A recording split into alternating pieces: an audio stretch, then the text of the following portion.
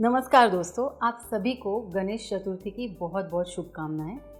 गणपति बाप्पा मोरया, ये सब हम क्यों बोलते हैं, या गणपति या गणेश जी की पूजा किस तरह से करनी चाहिए जिसमें आपको मनवांछित फल मिले। I am doctor Tina B Dubey. Social media पे आप लोग मुझे टीना अनंता के नाम से भी जानते हैं। मैं एस्ट्रोलॉजी, वास्तुशास्त्र, फेज रीडिंग, न्यूमरोलॉजी जैसे अनेक सब्जेक्ट, 25 से ज़्यादा सब्जेक्ट मैं कंसल्ट भी करती हूँ और पिछले 22 सालों से सिखा भी रही हूँ।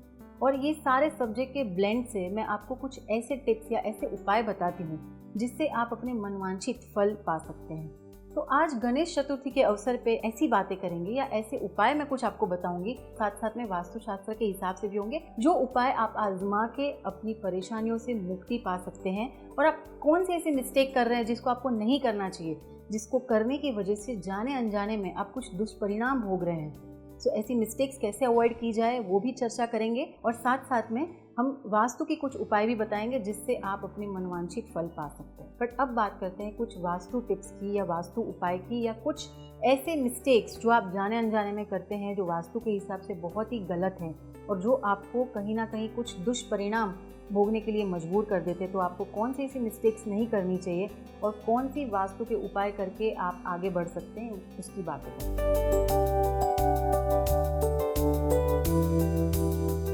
हम घर पे भी, हमारे घर के बाहर डोर फ्रेम के ऊपर गणपति का आप फ्रेम बिठा देते हैं। अब एक कॉमन मिस्टेक हम घर में क्या करते हैं कि हम हमारे घर के बाहर डोर फ्रेम के ऊपर गणेश जी का एक टाइलिंग या ऐसा कोई भी एक शो पीस या ऐसा कुछ भी लगा देते हैं, और घर के अंदर उसके बैक टू बैक कुछ नहीं लगाते। तो आप घर में क्या कर रहे हो, गणेश जी का बैक जो है वो आपके घर की तरफ आ गया। सो आप इसमें एक काम कीजिए कि आपके घर के अंदर भी उनके एग्जैक्ट बैक टू बैक एक दूसरा गणपति का मूर्ति या फ्रेम लगा सकते हैं।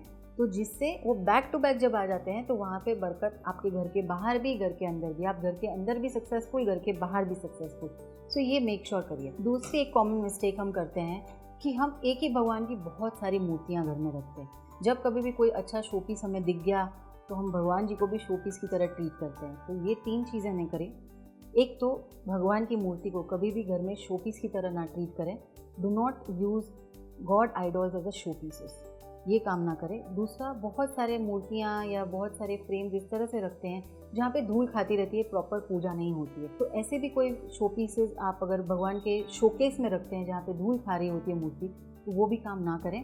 वो भी आपकी प्रगति में कहीं ना कहीं अड़चन बनेगा।